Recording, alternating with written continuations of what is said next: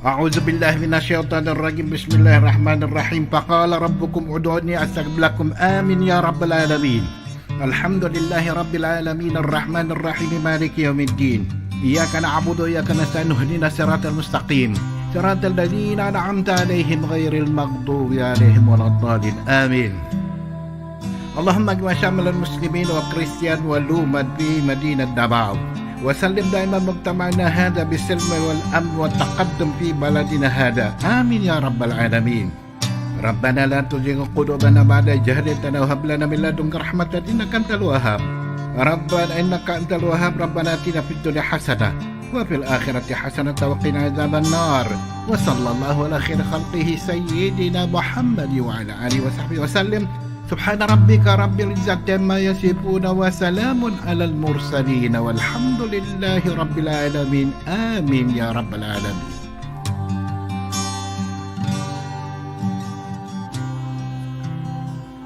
In the name of the Father, Son, and Holy Spirit. Amen. Our most gracious Heavenly Father, we come to you today to praise and worship you and give you thanks for all the things you continue to provide for ourselves and our families. Father, we humbly ask for forgiveness for all the times we have offended you, when we forget to acknowledge your presence in the image of our brothers and sisters, and for moments we fail to be good stewards of the blessings you have given us. Continue to guide and protect each one of us, Lord, that we may always walk in the lights of your everlasting love and mercy. Grant us, Father, with your comfort in times of distress and with your strength in times of weakness. Bestow upon us your unending grace and healing, that we may in turn become instruments of gentleness and compassion to others.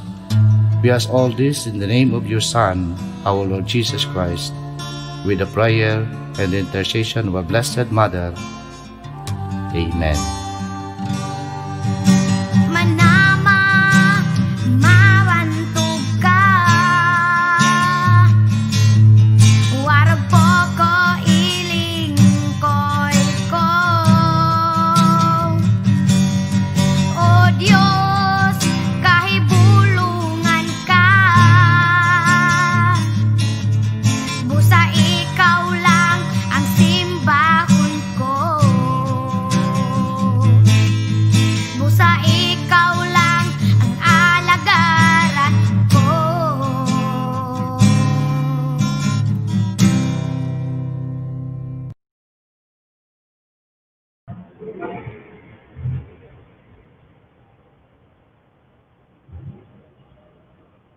Ayan, so once again, welcome dito sa ating session for mathematics, our math day for all the teachers out there. So let me introduce to you. Sabi ko nga kanina, tayo ay sasamahan ng isa sa pinakamagagaling na teacher sa mathematics, one of the best teachers from SDO Malabon, at siya ay nagdiriwang ng kanyang birthday today, none other than Ma'am Reg S. Gilia. Good morning, Ma'am Reg. Hello po. Good morning, sir. Salamat sa pagbati. Ayan, good Ayan. morning po. Ayan, so napakagandang araw na ito para sa atin, right, ma'am? So kaninang umaga, meron tayong session, no, na antabayanan po ko yun, ma'am. Yung kay Sir Quesada po na session. Yes, so napakaganda, no? Ako actually, ma'am, hindi ako math teacher. I'm actually a PE teacher, pero napakalaking tulong para sa atin, no, lalo na sa ating mga learners, na ma-in love sa math, dahil ito ay isang subject na talagang magagamit nila, no? At may in love na sila sa math. I hope you will agree with this, kung tayo talaga ay gumagawa ng paraan para sila ay ma-engage natin dito sa subject na ito, na sabi nila, enemy ng ating mga estudyante. But I don't believe in that, kasi ako talaga, love ko yung mathematics. Kaway-kaway sa aking mga teachers, sila Sir Delisano, I know, kilala rin sa math, no? Sila Ma'am Pactonerini and other teachers sa Las Piñas North National High. So, Ma'am Reg, no, talagang makakatulong itong session natin para sa ating mga teachers. Yes, sir. And I believe aside from our fellow educators and STEM learners, engineering community is also joining us today para sa session na to, diba? And yun nga po, syempre sa new normal, we need to make some adjustments. So we are utilizing technology talaga in as much as possible para maging better, para maging okay yung teaching learning process natin. So samahan tayo ngayon ng isang engineer talaga who will be speaking about calculator. Yeah, so with that, Ma'am Reg, take it away. Pakilala na natin ang ating napakahusay na speaker for this afternoon. Yes, so alam po namin you're very excited na to start the session. So let me introduce today's speaker. He holds a Bachelor of Science in Civil Engineering degree from University of the Philippines, Diliman, where he finished excellently as magna cum laude. He ranked number 1 or top 1 last November 2018 Civil Engineering Licensure Examination with a board rating of 97.20. And currently, he is the structural design engineer of Primo Properties. Ladies and gentlemen, today's speaker, Engineer Jaydee Lucero. Jaydee? Ayan, so thank you po, Ate Reg, Ma'am Reg, Teacher Ariel. So, ayan, so welcome, Casio Nation, no? So we're here for another MathTech day. So I hope nag-enjoy kayo sa earlier session kanina, no, nung bandang 9 o'clock. So now we're at 11 o'clock session. So we're here. So for another MathTech session. So but this time, so we'll discuss matters about engineering. So I hope marami kayong matutunan. So teachers, engineers, engineering students, and STEM students in also. So I hope marami kayong matutunan sa oras na ito. Okay? Yan. So my topic, so my theme for today is discussing the role of calculators in solving engineering problems. So as the title implies, so all problems about engineering yung i-discuss natin. But STEM students and math teachers can also benefit from this session by we remove the engineering aspects of this session, we can extract the calculator techniques that can also be applicable to math and sciences also. So I hope marami kayong matutunan. Okay. Sige, let's start na natin. Okay. So first, so this is our outline. So I will be discussing the introduction and we'll be discussing 4 problems. So sit there, relax, and you can also enjoy your lunch while watching this session. Okay? Start.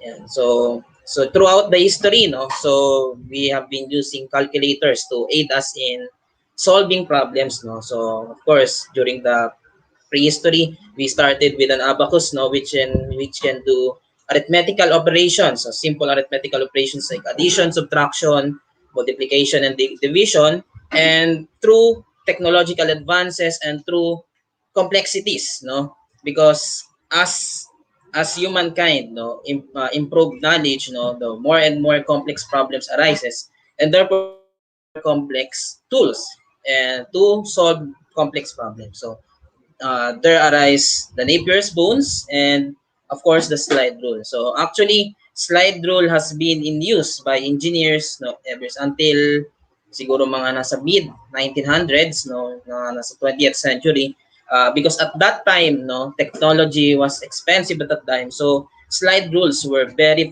popular in as calculators in that time. So slide rules and Napier's bones actually, the function of which is to convert like multiplication and division problems into logarithmic problems, and then using the slide rule, and then using anti-logarithms to be able to compute for the values. So that's how the slide rule works. Okay.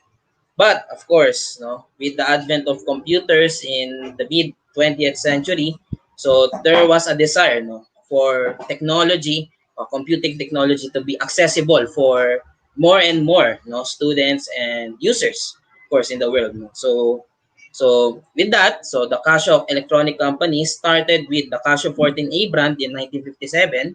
So as you see, so we have a large calculator here. So I'll just open my pen.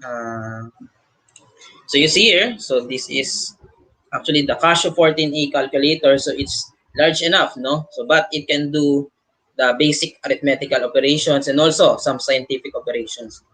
Now, with the desire also of getting these calculators as handheld as possible. Pwedeng ilagay sa pitaka, pwedeng ilagay sa bag, and so on. So Casio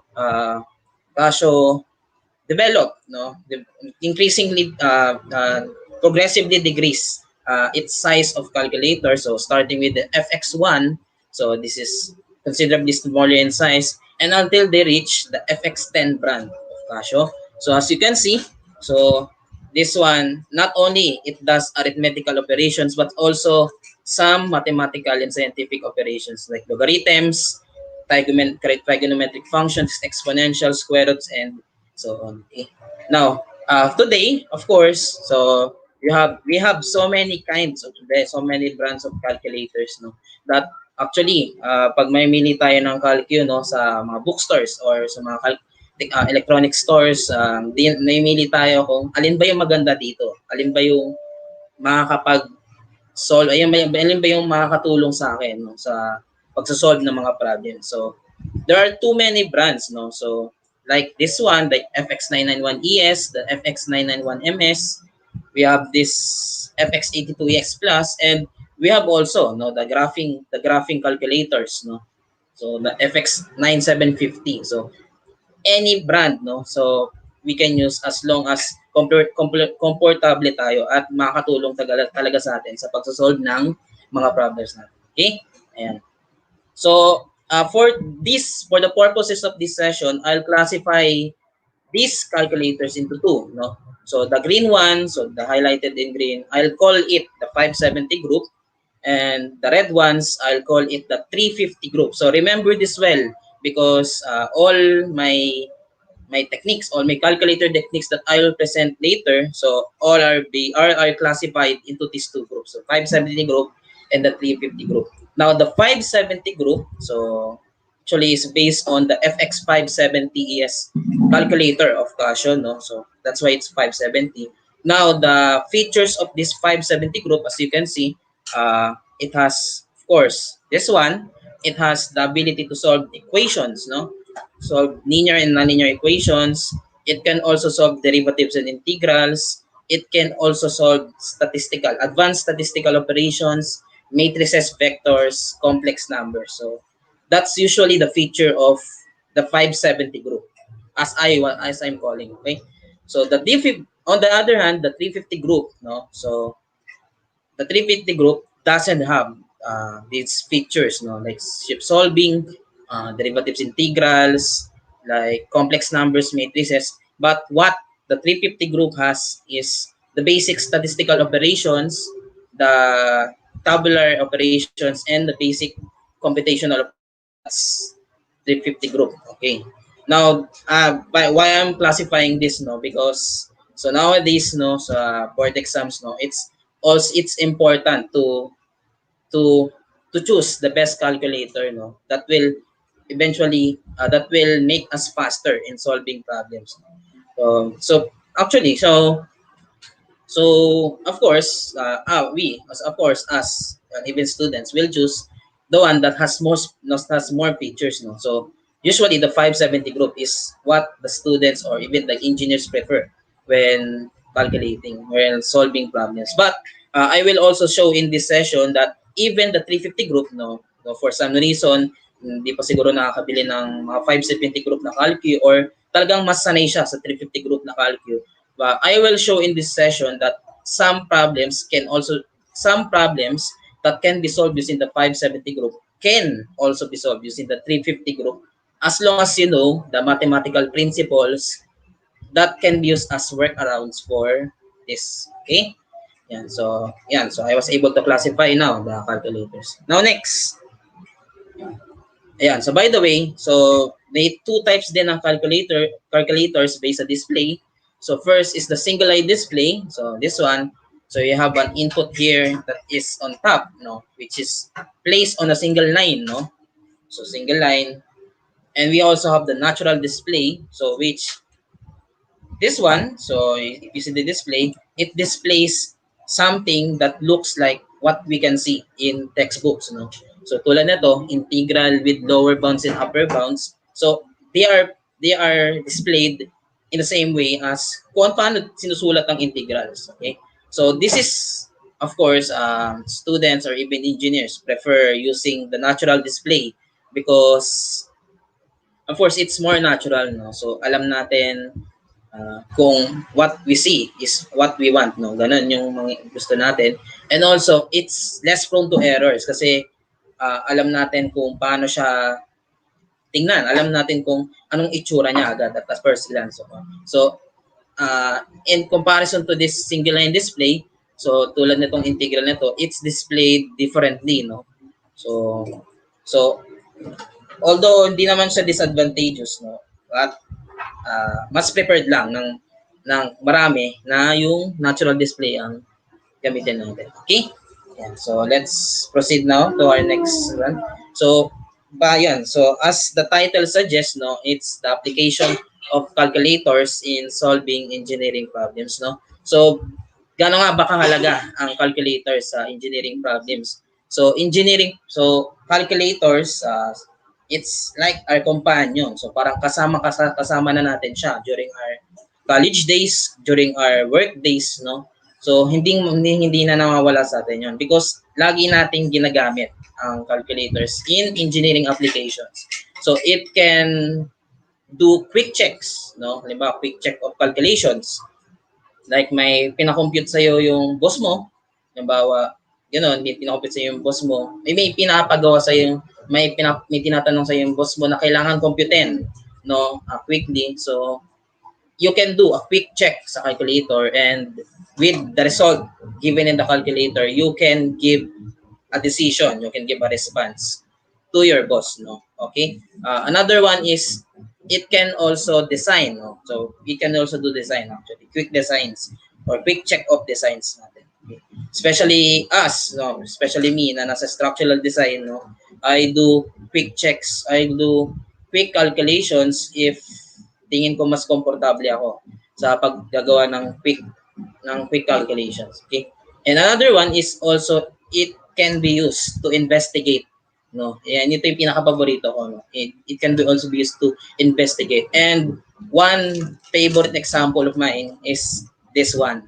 Ayan. So this is the Sampung Department Store collapse, so which happened in South Korea. So on the 29th of June 1995. So basically this is a if I recall it correctly, it's a 5-story building with 3 floors of basement. So on this day, on that day, this building collapsed, no, which killed 500, more than 500, and injured more than 900. So before the World Trade Center collapse, no, it's the most devastating structural collapse of the history of mankind. Yeah. So of course, being that said, so nagsimula na yung investigation ng mga of course, ng authorities, ng government, and they called upon the services of course, Professor Lanchung. So ito siya. So show video. Yan. Okay, sabihin natin. Yan. So this yan. Ayan. So this is Lanchung. So he's called upon the services. So ito 'yon. Ito siya. So what Lanchung did? So ito siya was to inspect the plans. So for checking if it's good based on the design, and recheck all the calculations made by the structural designer.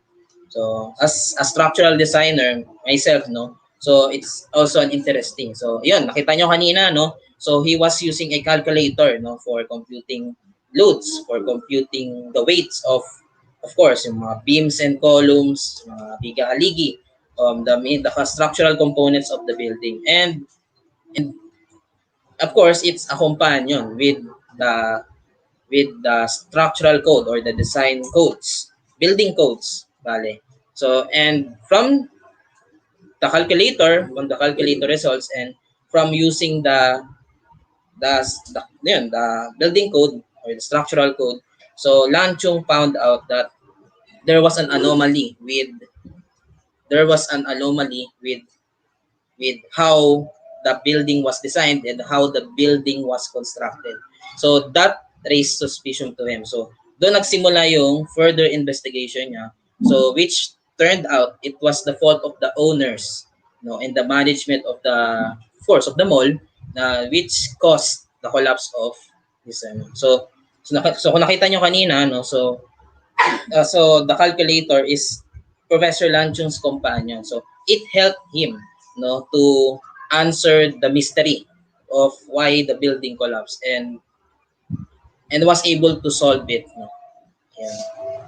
So that's how amazing. So that's how amazing one application of calculators is to us structural engineers. But of course, there are more applications, no? So which nabanggit ko na rin kanina, no? So it can also apply well to other engineering disciplines like electrical, mechanical, structural, plumbing, sanitary, and so on. So hindi mawawala sa atin ang calculator. Okay?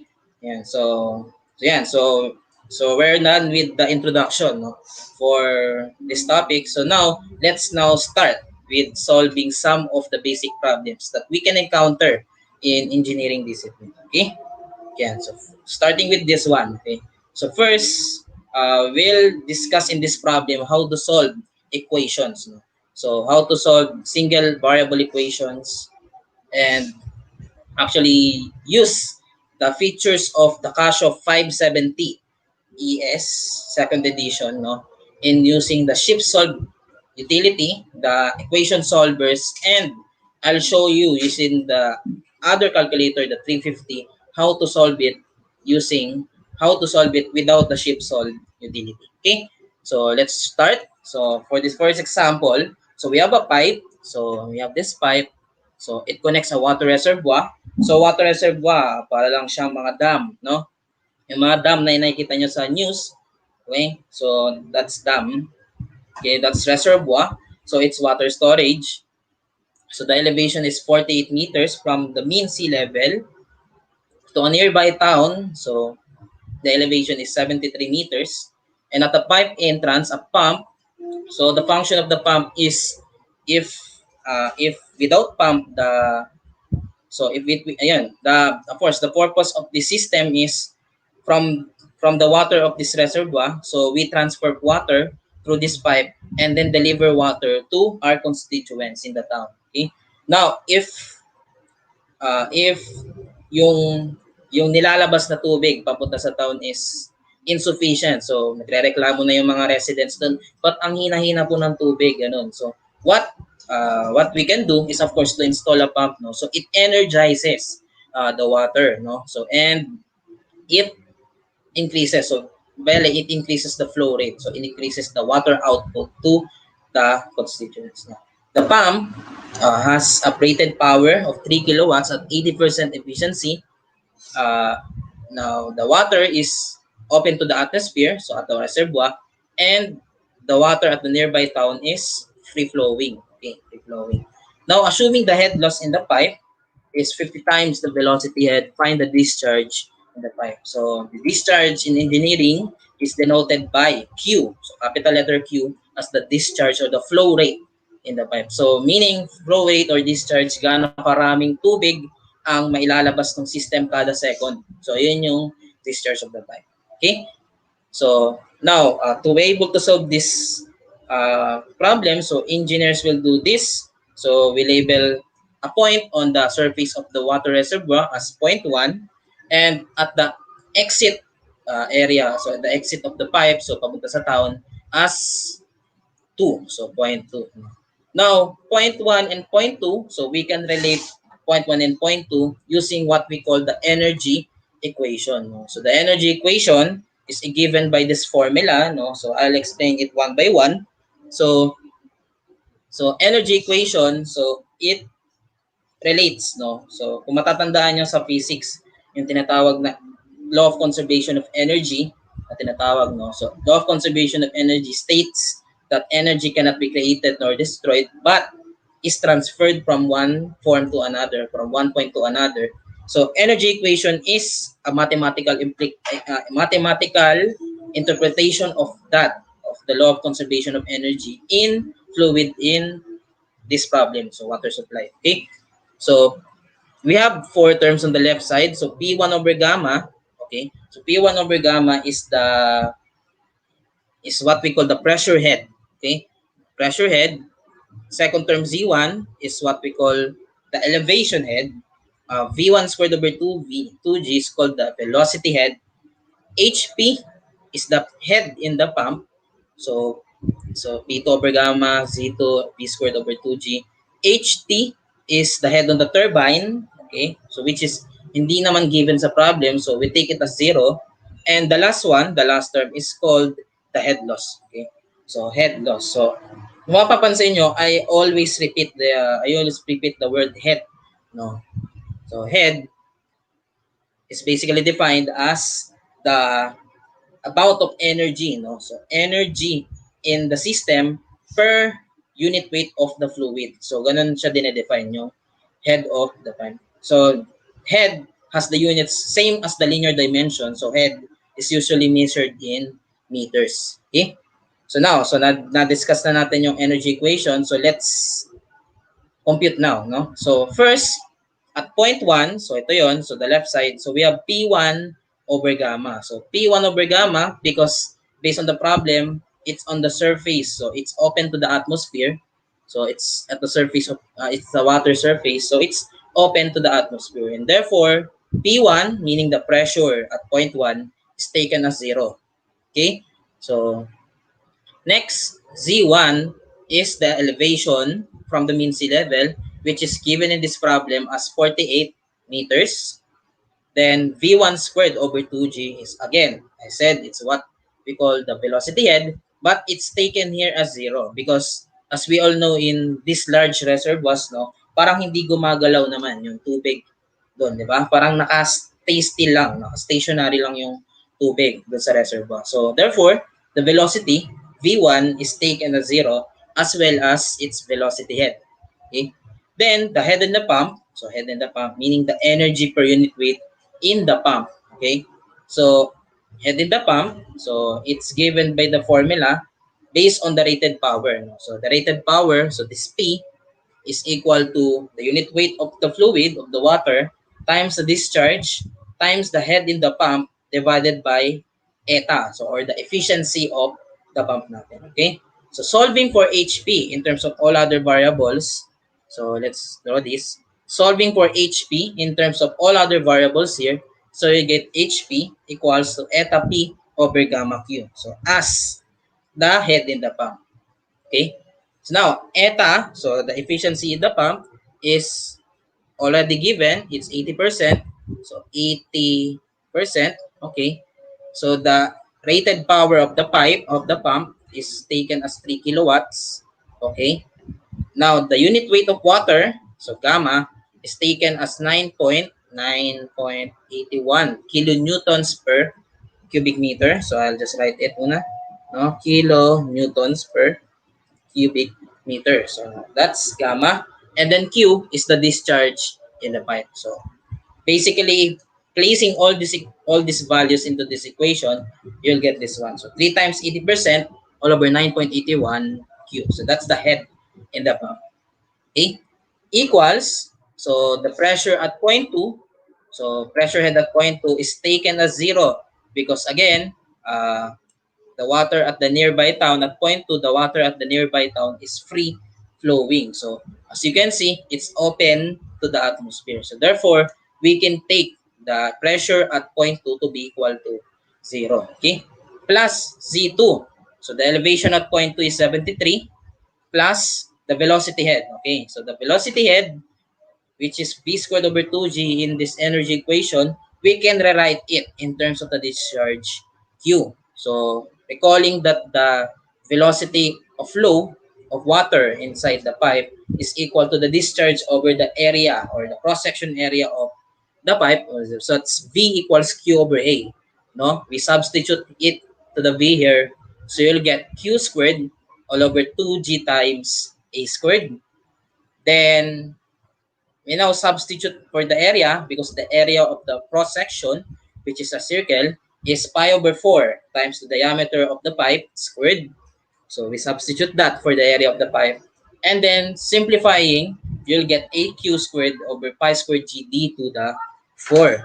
Now this quantity, so 8 all over pi squared g, we can actually compute it now in the calculator and get 0.0826 q squared over d to the 4. So that's the working expression for the velocity head in terms of the discharge q and the diameter d of the pipe.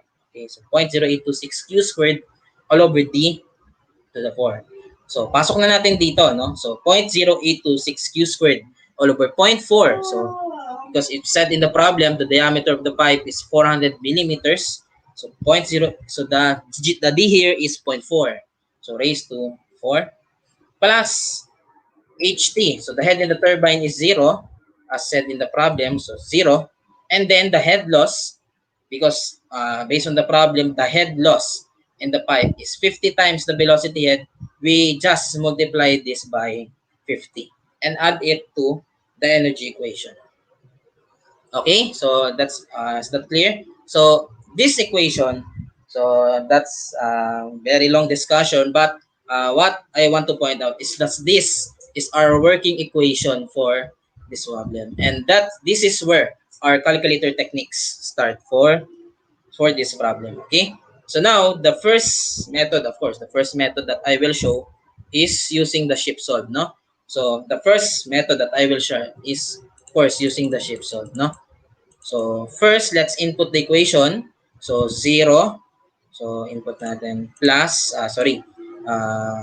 plus 48 plus 0. Then plus fraction 3 times 80%, no? 80.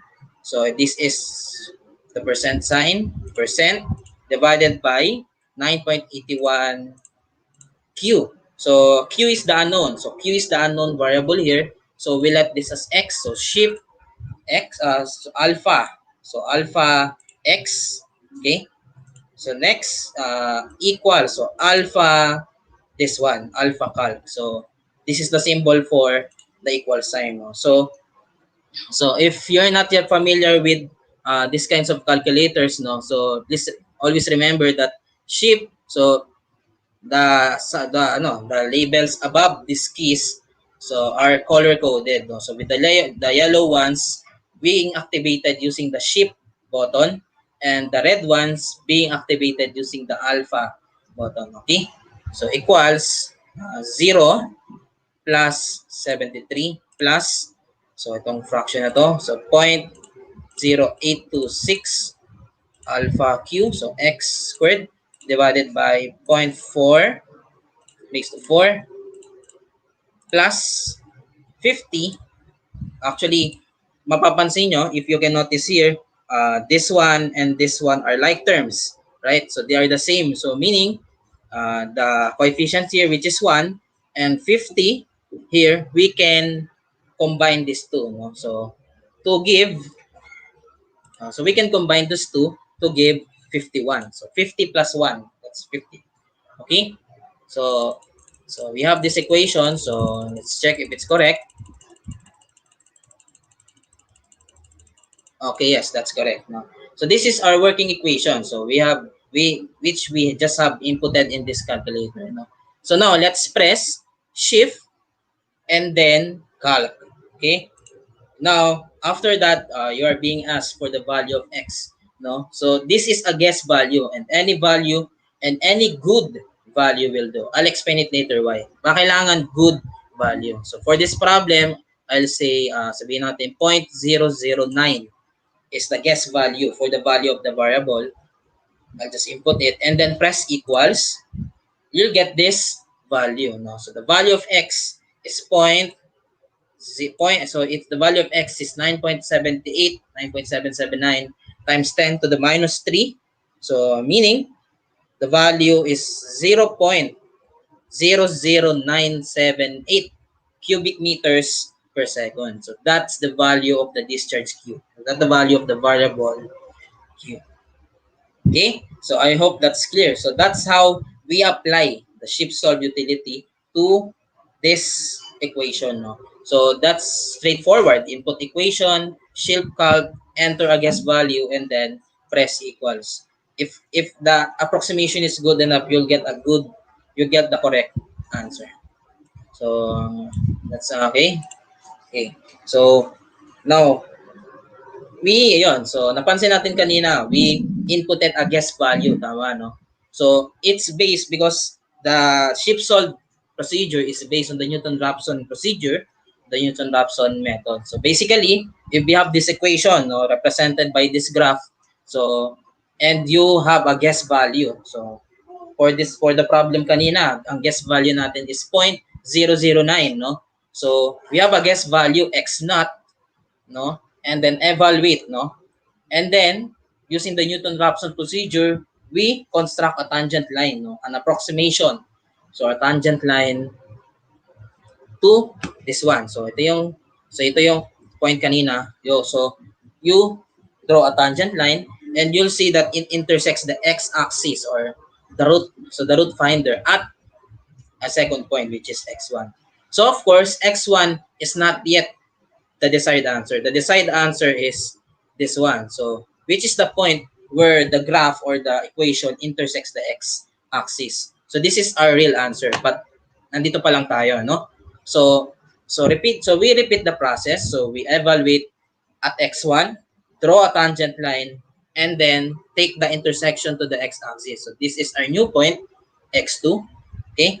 Again, evaluate the function at the value of x, draw a tangent line, and then take the intersection at the x-axis. So as you can see, now if your approximation is good, or if your approximation is right, so if you see the value of the approximations come closer and closer to our desired value of x. So x0, x1, x2 come closer to this root. So eventually, the error is small enough that we can now consider the value that we get using Newton-Raphson as the correct answer for us the correct root. Okay. Now again, we need a good value. Otherwise, you get problems dealing with this. No? For example, your guess value is here, no? And then we draw a tangent line. So, ano na nangyayari? So, the tangent line goes somewhere. Hindi na natin alam kung saan papunta, no? And in the calculator, no, so it will manifest, no? You'll see, sobrang tagal mag-compute nung calculator nyo. It takes too long. So, wala na. Naka-blank screen na siya dyan.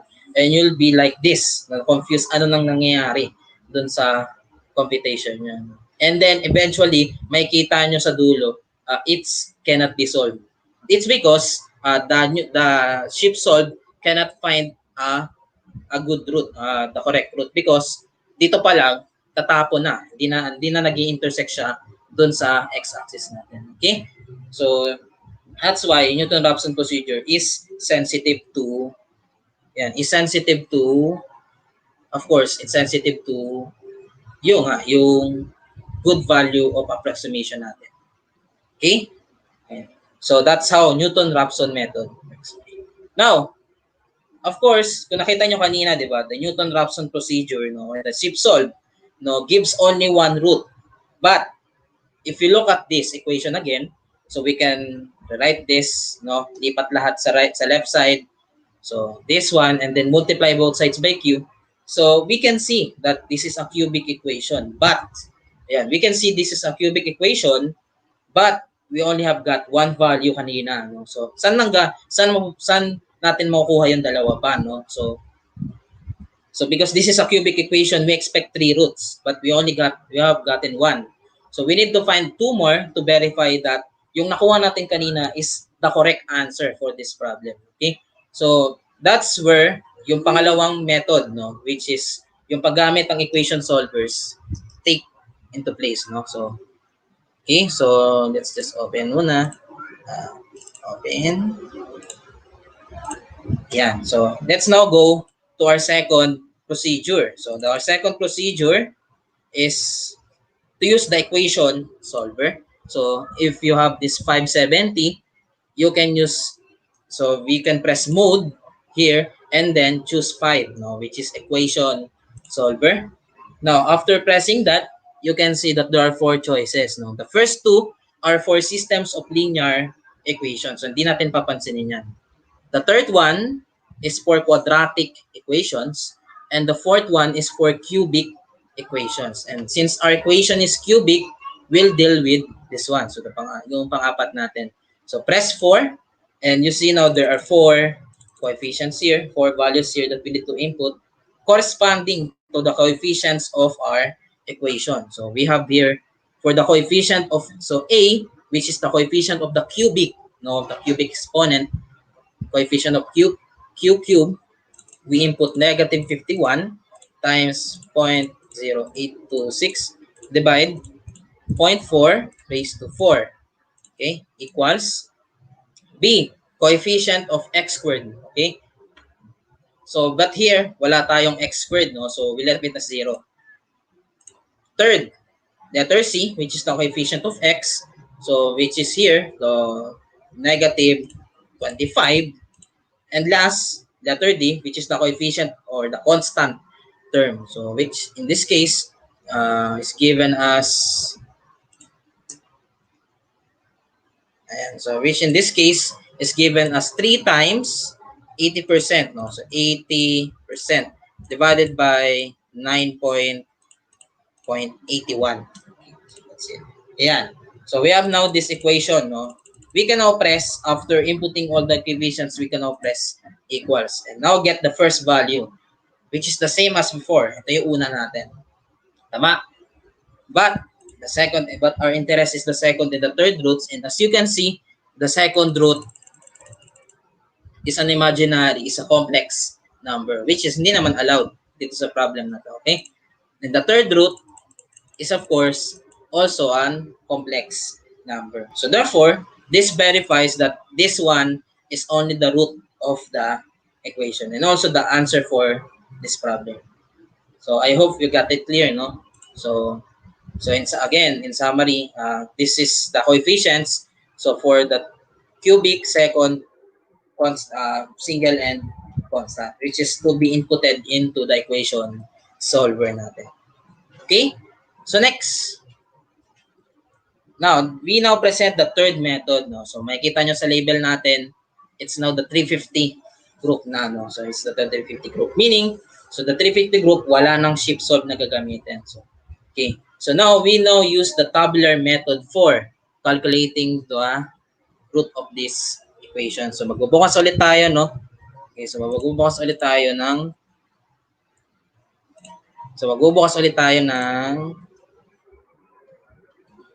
Okay, so magbubukas ulit tayo. So this time ito naman.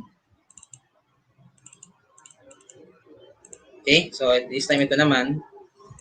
Yeah. So this one is the 82. So FX 82, 85, 350 ES plus second edition. So again, sabi ko kanina, the difference is that wala nang shift solve, wala nang derivatives, integrals, complex numbers, vectors. Bale, ang makikita mo na lang na modes natin, if you press mode, it's just this, no? Computational mode, stat mode, and table mode. But of course, kahit ito lang naman yung feature niyan, we can solve this equation gracefully, no? So, we start with the table mode, no? So again, mode 3, table mode. So we are presented with this function f of x. Okay? So, balik muna tayo dito. So f of x, so again, we rewrite this so that the equation is on the left side. Nasa left side lahat. This one. And then this left side, to. So this left side of the equation, we label it as f of x. Okay? So this is our f of x. So let's now compute. So input natin to. So negative 51 times 0.0826 x squared over 0.4 raised to 4 minus 25 plus input natin 3 times 80%, okay, divided by 9.81x. Okay. Now press equals. Ayan. Now dito you'll be asked with start, end, and the step. No? Let's take the start as 0. Let's take the end as, for example, 0.01. And let's take the step as, for example, 0.001. So meaning, what I inputted earlier is that it starts with the value x equals 0, ends with value x equals 0.01, and then steps at 0.001. So 0.001, 0.002, 0.003, 0.004, and then evaluate everything at those intervals. Okay? So if you press equals now, you'll get this. Okay? So these are the x values incremented at 0.001, and these are the corresponding values of f of x. Now, based on this equation, we want f of x to be equal to 0. So we'll search for that, no? So if you search here, search here. So wala tayong makitang 0. But we find an interesting feature, no? So which is this one. So balik ko na dito, which is this one. So if you have noticed, no, dun sa lumabas na output kanina, so we highlight this 2, you notice that the value of f of x at this point is positive. No, it's positive 2.16. Whereas the next value of x has this value of f of x, which is negative. Tama?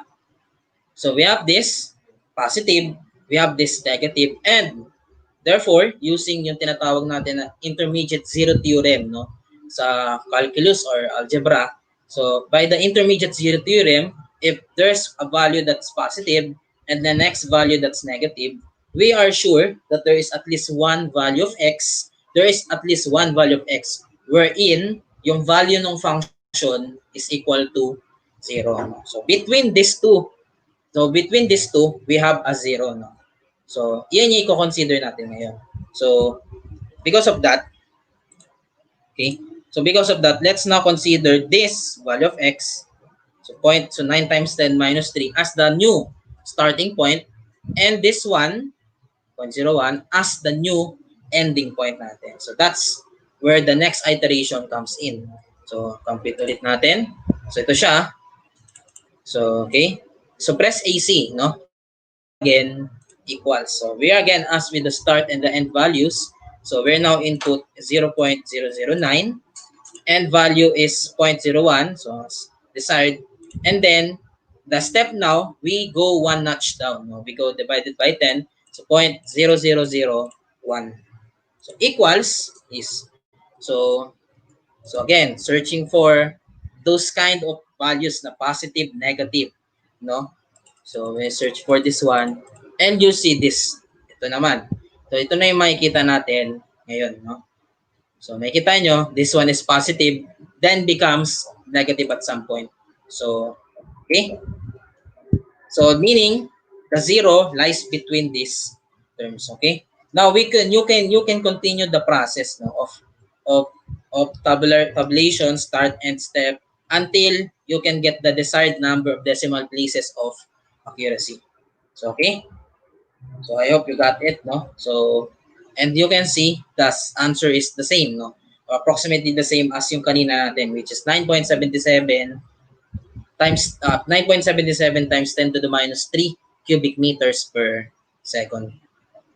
Okay? So that's it for our first problem, no? So napakahaba ng discussion natin, but we were able to discuss how to solve just this single problem using shift solve, using equation solver, and using this tabulation method natin. So if you have a 350 group calculator, so huwag kayo mawalan ng pag-asa if you encounter this kind of equation, it is still solvable using this procedure. Okay?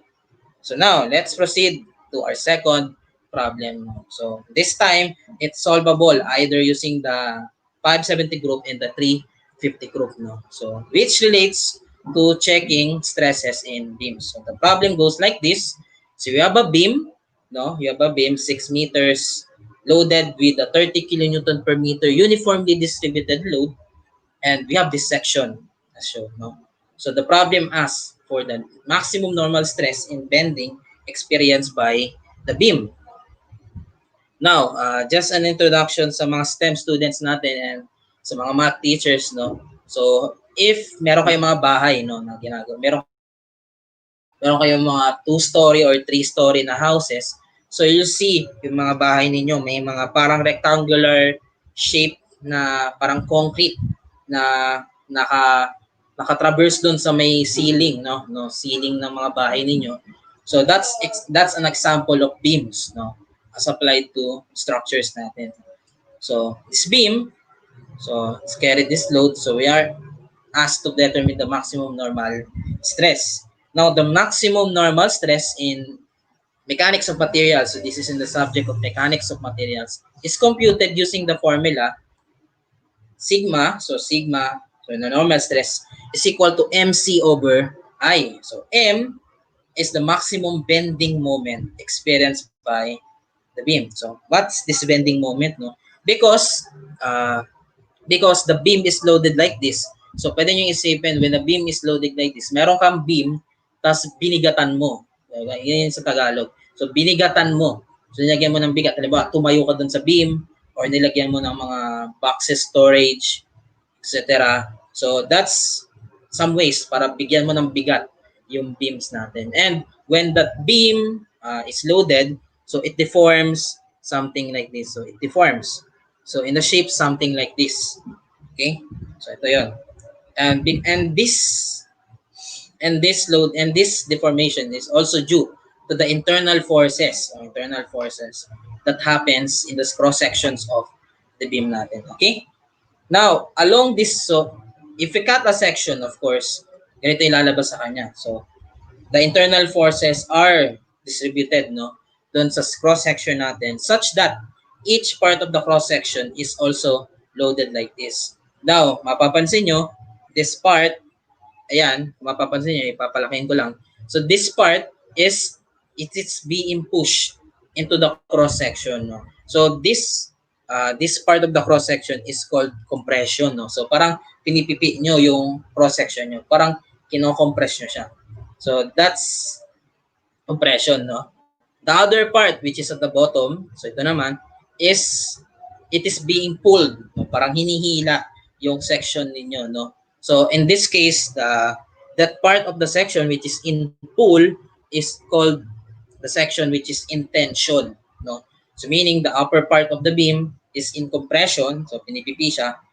Then the lower part of the section is in tension. So meaning hinahatak siya. So yun yung meaning ng figure na to. Okay? So now, kung mapapansin nyo, somewhere along this,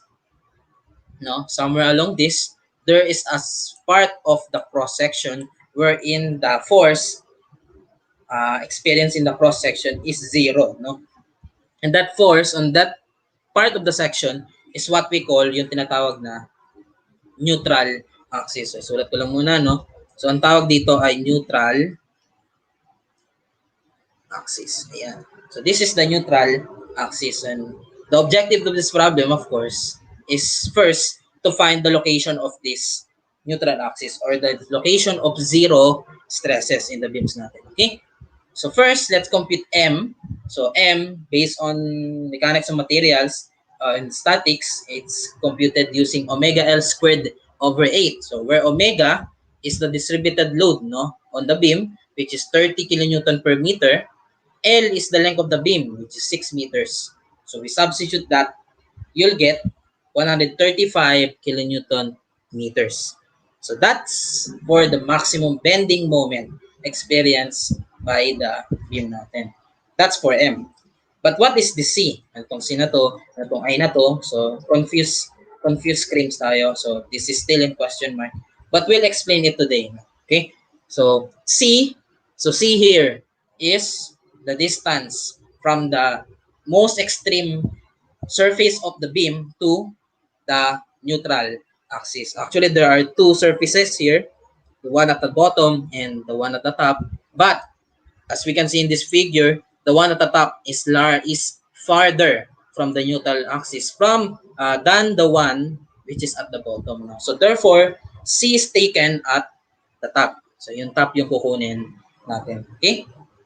So now, the objective of this problem using calculator techniques is to calculate for C and I. And I is the moment of inertia of the section natin about the neutral axis. Okay? So let's now start computing. So we are asked to compute for the C. So let's designate the bottom surface as the x-axis and the one perpendicular above as the y-axis natin. So therefore, we now calculate this, the y bar, or the distance from the x-axis to the neutral axis, which eventually gagamitin natin siya to calculate this, the value of C. Okay?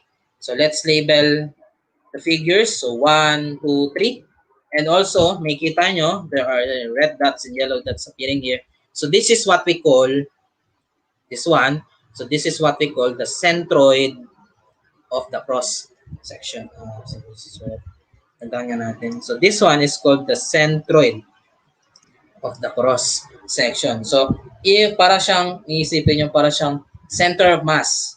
Yeah, center of mass. Kumbaga, if you have an object, if you can lump it into a single point, no? So into single point with the same mass, with the same properties as the original one, then that point is located at this one, which is the centroid of the object natin. Okay? So that's what centroid is defined. So now let's compute So first, the location of the centroids from the x-axis, so which is designated as y bar. Okay? So first, let's calculate this one for 1. So the distance from the x-axis to the centroid is this one. Tama? Yan. Papunta dyan. So that's y bar for the first object natin. So the distance papunta dyan is equal to this distance, 100, plus this distance, which is 200, plus half. Again, for rectangles, the centroid is half its height. So meaning kalahati nung 50. So plus 50 over 2. Okay?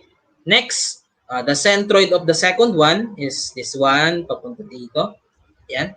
So it's equal to this distance, 100, plus half of the height of this rectangle, which is 200 over 2. Finally, the centroid of this, the distance being this one, so it's equal to the half of this height, no? Which is 100 over 2. Just clear? Next, let's compute for the areas, no? So for the areas, for the first object, so which is a rectangle of 300 by 50, for the second one, which is 200 by 75, and the third one, which is 400 by 100. Okay? Also, let's compute the moments of inertia about their centroids, no? So papunta dito. So and we know from the statics, no? So from statics that the moment of inertia for rectangles is 1 over 12 times the base times the cube of the height of the rectangle natin. That's how moment of inertia is computed using rectangles natin. So we have 1 over 12 times for the object 1, so base is 300, the height is 50, so 50 cube. Okay? Then 1 over 12 times for the second object, so 1 over 12 times the base, which is 75, times the height, which is 200 cube. And finally, so the third object, which is 1 over 12 times the base 400 times 100 cube. Okay? So that's we compute the moments of inertia. Okay? Now, let's now compute. Let's now apply the calculator techniques that we have to solve this C and I. Okay? So let's proceed with the 570 or kahit ito lang 370 natin. So sapat na. So we now go with the stat mode. Dito tayo papasok. Stat mode tayo, no? Stat mode. And if we know dito stat mode, meron tayong option dyan. There are 8 options designating kung anong fit. So, anong regression fit na tinatawag yung gagamitin natin dito. But dito, for this problem, di naman tayo nagre-regression dito. We are not fitting lines or curves here. So, we'll use the one var here. So, the single variable option. So, press 1. So, we'll go. So, it will bring you to this feature. Now, we have this activate. So to be able to input the second column, let's now activate the frequency mode for the stat. So press shift and then mode, and press down. You'll see stat here. So 3 and then 3, and then you'll ask if you can on frequency. So let's on frequency. And now there appears a second column for this one. Now, bakit inactivate natin si frequency? It's because we have 2 columns here. So the y bar, y bar is corresponding to the value of x of this, and the area A corresponds to the frequency here of this calculation. Okay? So now let's input now our values. So 100 plus 200 plus 50 over 2 equals. So as you can see, the default value of the frequency is 1, but we can change it today. We can change it later. So next row, 100 plus 200 over 2 equals. Last column, so 100 over 2 equals. Okay, so na-input na lahat. So let's now proceed to the frequency, yung areas natin. So punta tayo dito. So areas, so we have 300 times 50 equals, then 200 times 75 equals, and then 100 times 400 equals. So yeah, so as you can see, we have inputted the y bar and the A into this stat mode natin. Okay, now press AC, and then babalik tayo dito, no? So now let's calculate first the centroid y bar of this. The y bar of this is equal agad-agad to to the mean of this statistical data natin. Okay, mean of the statistical data. Later, i-explain ko bakit equal siya sa mean. No? So, let's just calculate the mean first. So alt tab tayo. Ayan. So, okay. So, calculate na natin yung mean. So, shift, you get, so makikita nyo dito sa baba, sa taas ng 1, there is a stat mode here, no? So, press that. So, 1. So, papunta tayo dito, no? Then, press var. So, punta tayo sa var, meaning variable, no? So, var. So, 4. So, you have 4 options here. So, first, number of data. So, n, x bar is the mean, sigma x is the population standard deviation, no? And sx is the sample standard deviation. But for this problem, pinapahanap lang naman sa atin is the mean, no? It's the mean. So, let's do just x bar. So, x bar equals 141.07. Diba? Ang bilis. Ibig sabihin, the centroid y bar. So, yung distance from the bottom surface to the neutral axis is equal to 141.07 mm. And therefore, C is equal to 100 plus 200 plus 50. So, basically, that's the total height of this section. So, 100 plus 200 plus 50 minus y bar. So, 141.07 equals this one. Yung value ng C na matagal na nating hinahanap. So, it's equal to 208.93 millimeters. Now, in your calculator, pwede nyo gawin to. So, alt tab natin. So, in your calculator, di ba, nahanap na natin si x bar. So, you can now calculate, no? So, 100 plus 200 plus 50. Then, shift 1. Then, bar 4. And then, x bar here. Kalimutan ko yung minus. So, minus x bar, you'll get 208.92 as the same tayo dito. So, same as this one. Okay? So, you can actually solve, you can actually store this na, no? Store at A. So, para for easy reference natin mamaya. So, shift store A for easy reference natin. Okay? Now, nahanap na natin si C, no? Now, let's find I. So, I at the neutral axis, no? Now, I at the neutral axis is equal to this. If you have, diba, na-compute na natin kanina, yung centroidal moments of inertia, at their centroids, of course. So, you add all this. So, add all these three, and then add this term, n sigma x squared. Yan. So, as I said earlier, n is the number of observations, and sigma x squared is sigma x is the population standard deviation. No? So, I'll explain later again bakit yan yung ilalagdag natin dyan. Okay? So, punta tayo ngayon.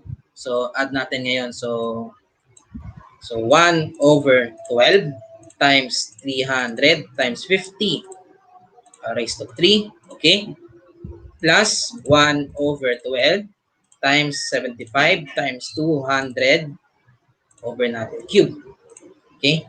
Plus 1 over 12 times 400 times 100 cube ulit. Then plus n sigma x squared. So, plus, punta ulit tayo sa shift stat 1. Punta ulit kayo sa bar 4. And then, press n, which is 1. Lalabas si n dito. Then, let's press again shift 1. So, var. And then, do the sigma x 3. Then, we square sigma x squared. And you get this one. So, 977.752 times 10 to the 6 millimeters to the 4. That's our centroidal moment of inertia about the neutral axis. Okay? I hope that's clear. So, let's now calculate now. So, we have now obtained C and I at the neutral axis. So, we can now solve for sigma equals mc over I. So, m is 135 as we have calculated earlier, but we times it by 1 by 10 raised to 6 so that our final answer becomes a megapascal. Okay? Times our C earlier, that's 208.93. And then our I, which is 977.75 times 10 to the 6. Now, this, ito muna, I just forgot. This one, so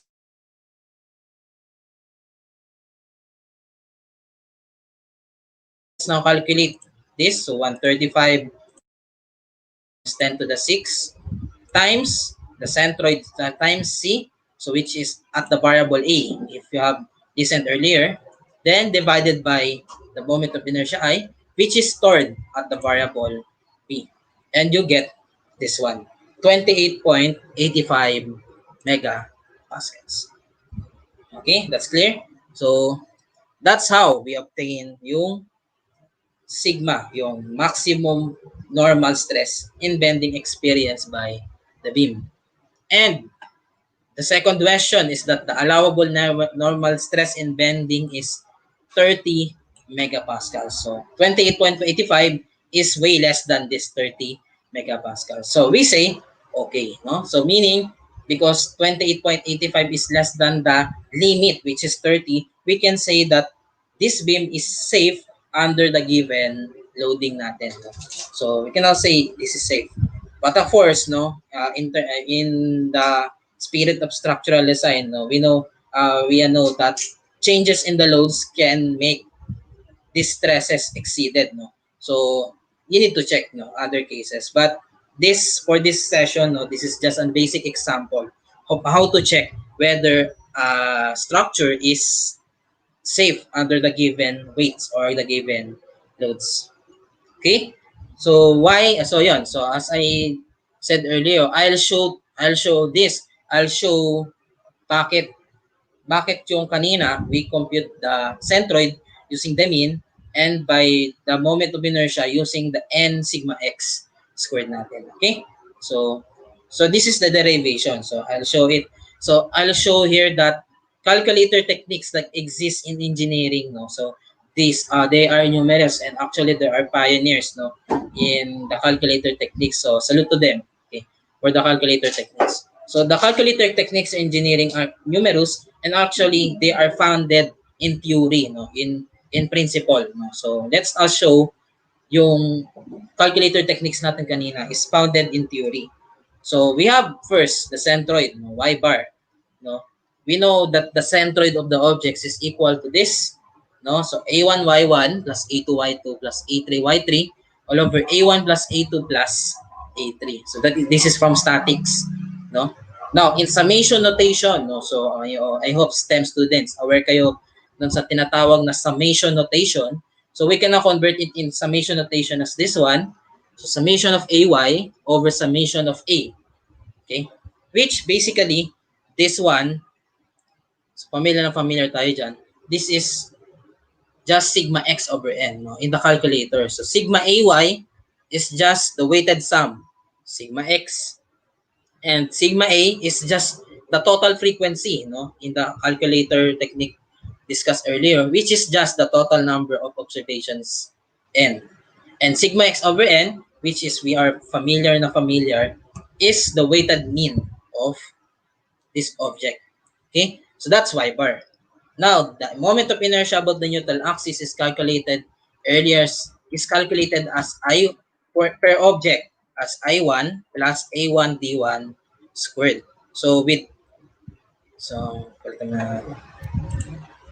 as A1 D1. So now A1 D1 squared. So I1 is the moment of inertia about the centroid. So nakalculate na natin yan kanina in the tabular form. Now this one, so A1 D1 squared is the effect of what we call the parallel axis theorem, no, in statics. So parallel axis theorem effectively transfers the moment of inertia from the centroid of the object to any axis, no. So that's adding A1 D1 squared. So that's for the first object. We do it for the two other objects like this one. Okay. Then we group the centroidal moments of inertia. So I1, I2, I3. And then we group this A1 D1 squared. But first, let's define D1. So D1 is the distance from the centroid D1 to the neutral axis. So basically, this is your D1. And it's equal to the distance of this centroid papunta dun sa bottom x-axis natin minus y bar natin. So, substitute. So, y1 minus y bar squared. So, doing it for the other objects, you'll get this one. Now, let's start the grouping. So, I1 plus I2 plus I3, and then grouping A1, B1 squareds. Okay, so that's grouping. And then we express it in summation notation as this one. So, summation of IK plus the summation of A, YK minus Y bar is K. Now, this one, IK bar is yung mga 1 over 12 BH cube na pinag-add natin kanina. That's it. Yan yun, yung rectangle. Again, that's for this part. Now, this one reminds us of what we call the weighted variance of the distribution in statistics. Now, the variance, weighted variance, as we know, is a summation of frequency times the square of the difference from the mean divided by the number of observations, n. And then solving for this quantity, so that the numerator, solving for this numerator, you'll get n sigma x squared. The same as what we see earlier, n sigma x squared. And now, this and this correspond to each other. So nk, the frequencies, is the areas of the cross sections, ak, and xk bar minus x bar corresponds to yk minus y bar. So therefore, we can now substitute n sigma x squared, and we now get this calculator technique for the moment of inertia. So as you can see, so you can see the calculator techniques are not just developed somewhere. It's not magic. It's based on theory. It's based on principles of statics, of engineering, that if we combine them together, we can form a systematic calculator technique that we can use to solve problems easily, like this one. Okay? So that's it. So I hope you understand this, no? So we are now finished with the second problem of this session, and let's now go to the final example of this session, which I believe is also important, no, in engineering. So which deals with forces, no, so forces in object. So the problem goes like this. So find the forces in each leg of the tripod. So this is the tripod loaded with a 150 kilonewton downward force as shown in the figure. Now, this is the 3D problem, no. So actually, we in engineering, medyo kinakabahan na kami if the problem involves 3D. Actually, 2D is easy to solve, but when we extend it to 3D, it's actually challenging, no. But it's worth it if you have solved it. Yan. So this is the problem. Now, how do we solve for the forces in each leg of the tripod? So each of this tripod is pinned at the support, no? Meaning pinned. So meaning here, here the motion of this end is restrained. So meaning hindi siya makakagalaw at this axis, but it can rotate at this point. So that's how pinned end is defined, no? Now this one, so this end is can be moved, no? Can freely move in any direction, can also rotate in any direction. So it's really free in the aspect. Okay. Now let's now compute, no, the forces. So the forces here are, so by the way, let's label the axis, no? So this is the x-axis, the y-axis, and the z-axis. So basically following the right-hand rule, no, in labeling the axis natin. Okay. Now let's label the forces. So these are the forces. So why is it like this one, like this way? So we know that the force is downward here, downward to this point. So the direct effect of this force on this legs of the tripod is that it's being compressed. So pinipipi siya, no? So therefore, in order to counter the effect of this compression on this member. So the effect is at this joint, yung member natin is parang itutulak niya yung joint natin in order to parang resist yung compression effect ng force na to. So that's why the forces in red are directed towards this point. Bale, ito siya. So we now label this as member 4 and member 3, 4. Now we label the points. So this point 4 is 0, 0, 12, no? So point 1 is 5, negative 3, 0. Point 2 is 6, 9, 0. And point 3 is negative 3, 2, and 0. Okay? So we label the points so that later the computation will be much easier. Okay? So now let's compute now. So first with the member 1, 4, we know that member 1, 4 starts with member 1 at 5, negative 3, 0 and ends with point 4 at 0, 0, 12. So therefore, we now calculate yung tinatawag na magnitude. Okay? The magnitude of this vector. So basically this one, this one, this one, these are forces. They are also what we call vectors, no? So vectors. So vectors, as we know in math, so vectors are quantities which have magnitude. So meaning, what's the value of it? And also direction. So meaning, saan papunta yung value natin. So vectors of magnitude and direction. So basically, forces like this are vectors. No? So we now calculate first the magnitude of the vector. No?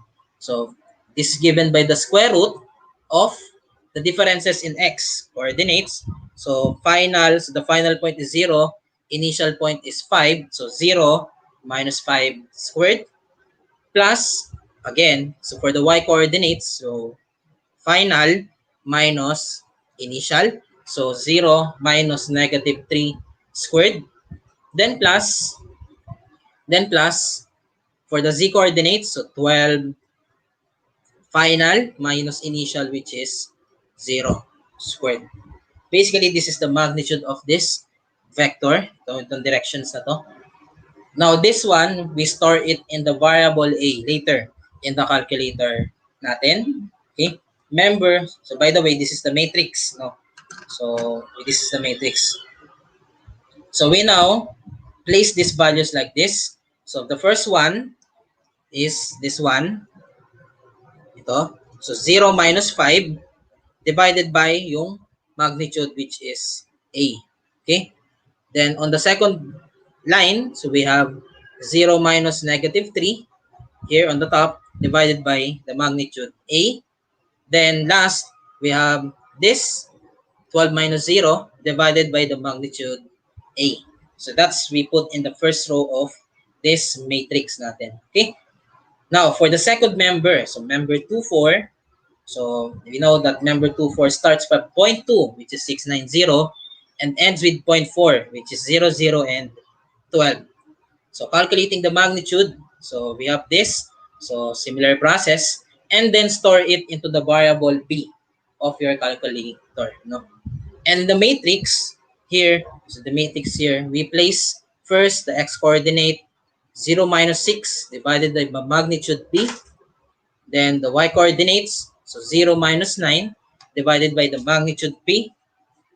And then this one, 12 minus 0 divided by the magnitude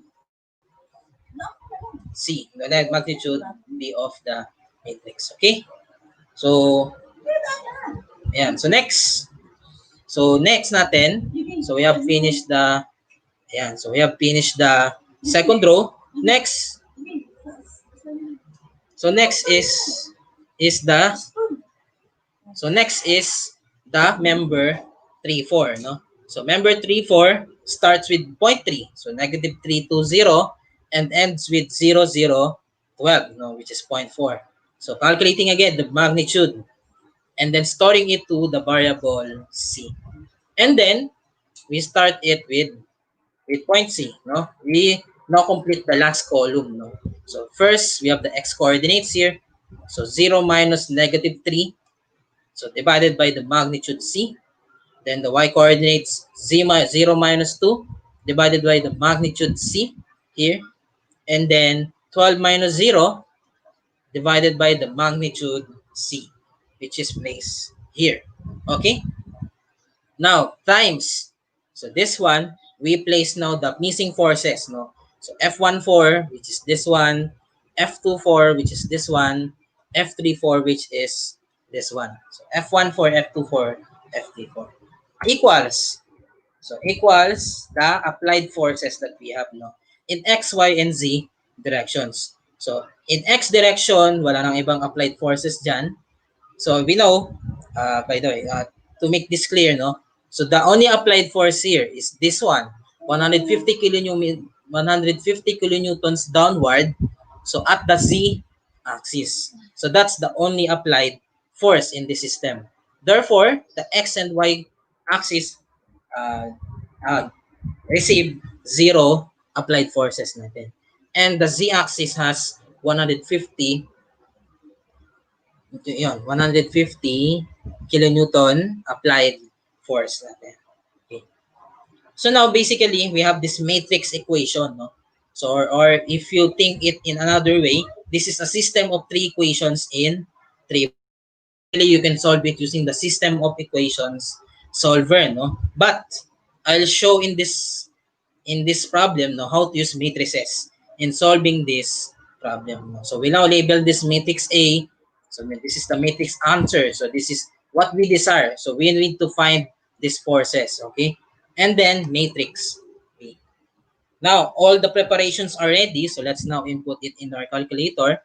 So let's close it first. So let's close it first. Okay. Yeah, let's close it first.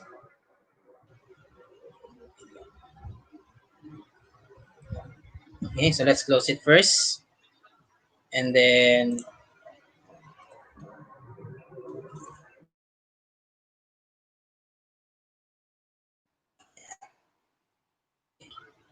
ayan. So let's close it first and then use. So because matrices, we use this.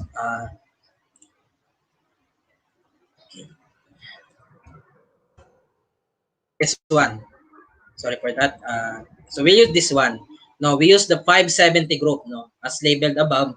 So the 570 group, because matrices are only available in 570 group calculators natin. Okay. So let's clear first. So set up. So now let's now go to the matrix mode here. So matrix mode is mode 6 here. So we are now asked with this. So matrix A, matrix B, matrix C. So Casio FX 570 groups, no, so is supplied us with three matrices. So first with matrix A. So matrix A natin is here. So which is 3 by 3. Okay. So but before that, so that's matrix A. But before that, we first store yung magnitudes natin into the variables A, B, and C. So starting with this one, so 0 minus 5 squared plus 0 minus negative 3 squared plus 12 minus 0 squared. So equals, actually, pwede na natin i-store directly, shift store A. So you can see, it's now stored in the variable A. Okay? Next, for the second variable B, so let's input 0 minus 6 squared plus 0 minus 9 squared plus 12 minus 0 squared. So input again. So shift store in the variable B. So 16.155. And then for the third variable, so we have here square root of 0 minus negative 3. Okay?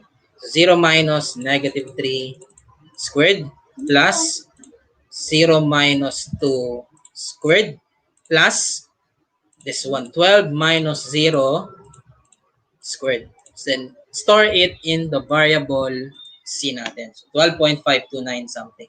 Okay? Now, these variables have been stored already. So let's now proceed with the matrix mode. So shift matrix. So as you can see it, shift matrix, you are now asked with this. Tama? So start with data. So data to matrix A. So we have this 3 by 3 matrix. You can now input these values one by one. So starting with 0 minus 5 over A. Okay. Then we have on the second column 0 minus 6 over B. Over B. So here, verify lang natin. 0 minus 5 over A. Okay, tama naman pala. So for this column, so we have 0 minus negative 3 over C. Okay, tama. So we have this one. Then for this second row, so we have 0 minus negative 3 divided by A. So here. Then 0 minus 9 divided B, which is here. And then last one, so we have 0 minus 2 over, over C, which is this one. Okay. Now, for the last row, so we have 12 minus 0 divided by A. Okay. Store. Then 12 minus 0 divided by B, which is this one. And then the last one, which is 12 minus 0 divided by C, which is this one. Okay? So that's for the matrix A natin. Okay? So press AC, then shift matrix. So shift matrix 4, and then let's go to the matrix B natin. Okay? So matrix B. So data, matrix B. Then this is and one column. So we press 3 by 1. Okay? So 3 by 1. So makuha nyo naman na tama siya if the itsura or the appearance of this matrix matches with what is written here. Okay? So 0, let's input 0, 150. Close. Okay? So now let's compute now for the matrix answer, which basically is the inverse of matrix A times matrix B. So matrix A, let's extract matrix A. So shift matrix, matrix A. So we press matrix A, then inverse. So if you see here, where's that? Where's the inverse here? So raise to negative 1, okay? Raise to negative 1. Then times the matrix B. So matrix, so shift matrix B. Tama? Syntax error. So syempre, that's not the way we do inverses of matrices. So kaya nyo, tama na, no? So this is not the way to compute for the inverse of matrices.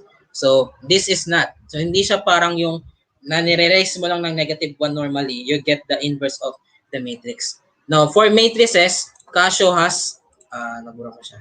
So, for matrices, Casio has a built-in inverse of a matrix. So, this is, this symbol, x raised to negative 1, calculates the inverse of any quantity, matrices included. So, press natin to, raised to negative 1. So, that's the correct way of calculating the inverse of matrix.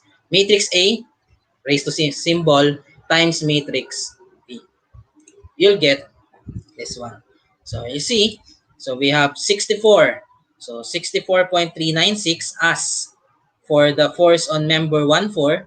So negative 1.99 and 97.696. So this is for F14, member 1,4, member 2,4, and member 3,4. So now, to interpret this, no, we have assumed that the answer is compressive all the time. No? So compressive lahat dito. So we have assumed that the answer is compressive.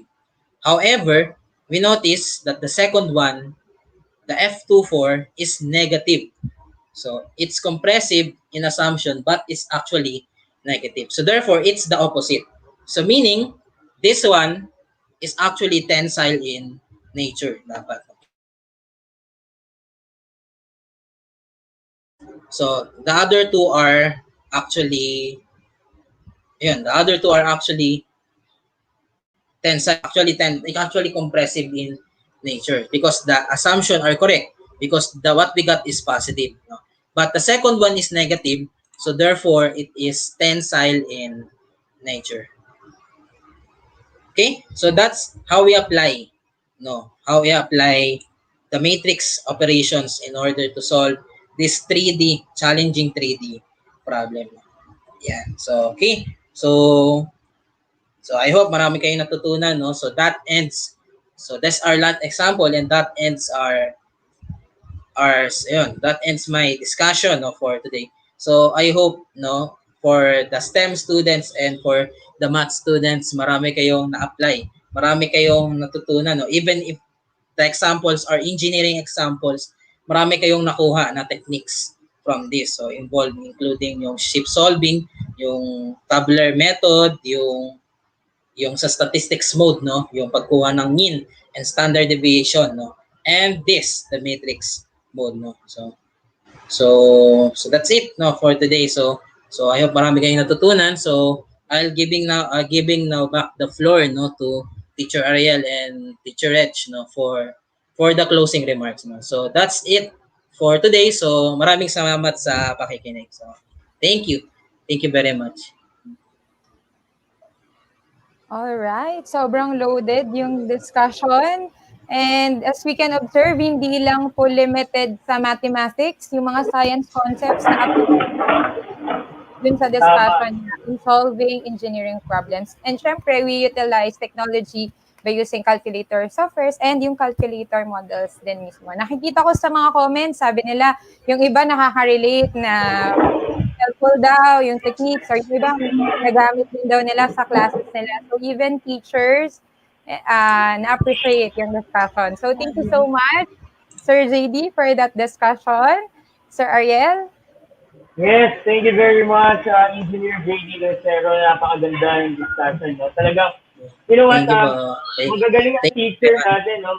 Magaling na yung mga teacher natin sa Philippines. Plus this kind of technology combined together, we will produce a very napakagaling ng mga engineers, mathematicians, and all professors. No?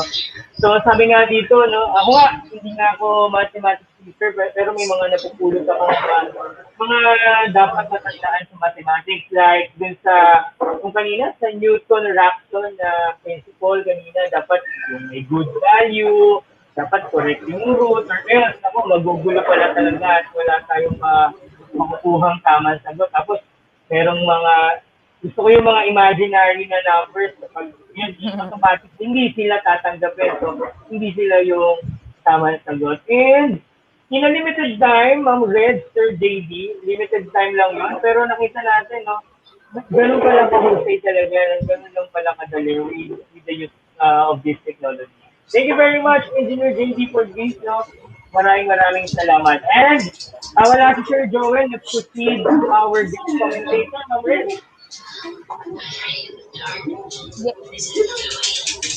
Yes. So, for like last week, for this session, we will be having someone as our guest commentator. So, parang third-party commentator siya. But she's also familiar with some of us because she also belongs to the pool of Casio Tech teachers. And currently, she is associated with Caloocan National Science and Technology High School as one of their teachers. So let's call Miss Mary Joy Villarreal. Joy? Hello, Ma'am Mary Joy Villarreal. Hello, Teacher. Hello po, Ate Joy. Happy birthday. Yes, Ayan, so, Ma'am Red, Engineer Jaydee, meron lang tayong maririnig na words coming from Ma'am Mary Joy. Ma'am Mary Joy, please go ahead. Ayan. So, first of all, I just want to commend this session, no? Kasi as a participant, talagang joiner talaga ako ng mga seminars. But I guess this is my first time to witness a session wherein the speaker, the trainer, is really an engineer. Kasi for me, I also have an experience before na nagturo ako ng pre-calculus sa STEM. So, since it's pilot year, share ko lang, parang, there's also a fear na parang baka hindi ko ma-discuss kasi ang STEM covered niya ang science, technology, engineering, and math. So what's good thing about this session is that I saw yung tinatawag na natin sabi sa mga comments, hardcore problems. So Engineer JD was able to present problems that are um, not only content-based but it's context-based, culture-based. Kumbaga, may mga ginagamit siyang jargons ng engineers. And then, at the same time, field-based. Kasi para sa akin, no, very relevant to dahil nakikita natin kung ano ba yung mga problems na talagang kailangan din i-discuss ng teachers sa STEM, na nagtuturo ng mga STEM students who are trying to prepare their students to become engineers someday.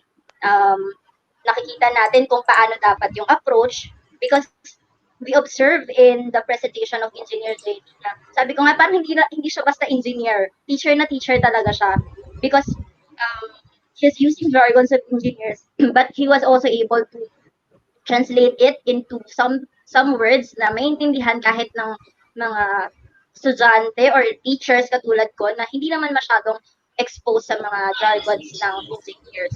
So, this is very commendable and I want to congratulate also Sir Jaydee for this first webinar with Casio. Thank you so much for sharing your expertise.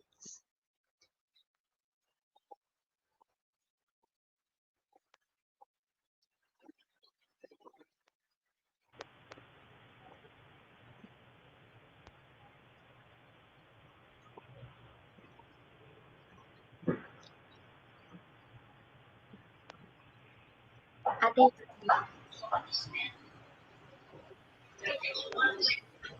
Yan. And with that, ito na ang ating boss at chief class abilities. No? Andito na Sir Joel to give us some words. Yes, Sir Joel. Hi, good afternoon.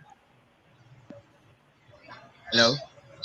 Yes, hello, Sir Joel. We can hear you. Sorry medyo nawala yung signal kasi kanina. I'm having some difficulties right now. I'd like to congratulate Sir Jaydee Lucero. So it was a very wonderful presentation. No? Even though hindi ako engineering guy, my attention was really caught by his presentation. Actually, it's called powerful presentation. And actually, yung aking anak dito, pinapanood ko yung presentation ni Sir Jaydee. I told him yung discussion ni Sir Jaydee, mapapakinabangan niya from STEM throughout hanggang mag-engineering course. No? I just don't know kung pipiliin niya yung CE. And it was interesting, no? Talagang yung especially from the very start, yung investigation ng pagguho ng building. I was really amazed. Yeah. Importante pala talaga yung tamang computation. Otherwise, guguho yung isang building or mali ang computation mo isang building or yung bridge, wala mangyayari sa construction kung halimbawa hindi ka talaga sanay gumawa ng ganong estimation or computation. So I like to say thank you very much Sir Jaydee and hope to see you again in our future projects, no. And Sir Ma'am Reg, maraming salamat. Yung si Ma'am Joy, maraming salamat din for sharing your thoughts about this presentation. Alam mo Sir Ariel, may connection silang tatlo Napakaganda ng connection ng mga yan. Yeah, tama to. Silang tatlo mga scholars ng PINMA yan. And thank you PINMA for allowing us na for this presentation, mapahiram naman yung mga magagaling yung scholars sa amin. Si Sir Jaydee, napanood ko yan nung unang Sir Ariel, si Sir Jaydee, si scholar ng Itbulaga pala. Tama, Sir Jaydee? Yeah. Yes, Kaya pala, tama po. Grabe top 1 sa ating word. Oh my goodness, 37 Napanood ko yung Napanood ko yung episode na yun Pinapagibasa kanya si Joey De Leon. Unang project niya. Anyway, from my end, maraming salamat. Congratulations Sir Jaydee. Saludo ako sa iyo. And I hope maraming bata na panood and maraming tutunan sa atin. Thank you. Deputy TU from Sir Mark Anthony, Sir Buddy, Sir Ariel, and the rest of the hardworking men and women ng Deputy TU. Any words, Sir Jaydee, before we end our session for today? Wala naman na siguro. Pero, yeah, I hope, marami silang natutunan today. At siguro, one way or another, kaya, ma-apply nila yung mga techniques ngayon sa design na. They can also share, pwede nilang i-share sa mga friends sila, ng mga engineers, then mga STEM students. Pwede na kaya, alam ko to, napanood ko to sa Tapos, ayun, at least makapagbigay tayo ng parang impact din sa mga students natin. Yan. So, I'm looking forward. Yun, salamat sa opportunity na to. Na actually, this is my first time and I'm looking forward. It may make mga kasunod na MathTech sessions. And So, yan. If there are opportunities sa next math sessions, yan.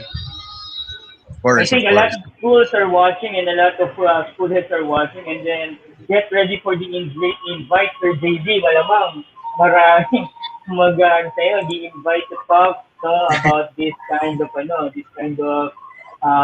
activity or this kind of topic. So, makakatulong kasi talaga, katulad nun, Sir Joel, sabi nga kanina, this is one of the best sessions yata ng tech. Ito, nasa-test talaga kung gaano kalakas yung mga support ng buildings, yung mga talaga. Oo. Highly recommended for all the STEM, napakagandang pag-aralan. Dami-dami ng ating mga discussion. Napakaganda. Gusto ko ako, PE major nga, sabi ko, pero kung naging interesado akong pag-aralan kung gaano kalakas, o kung gaano yung katatag yung mga nilalagay ng mga material sa mga buildings. Yes, Ma'am Mary Joy. Mary Joy. Yes, Sir Joel.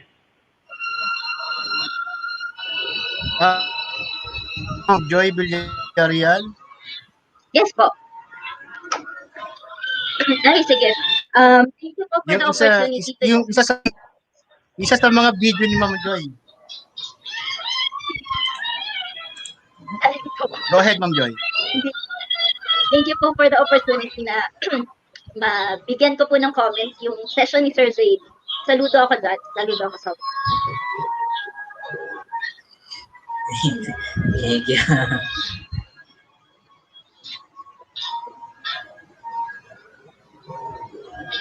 Yun lang po. Alright, thank you po.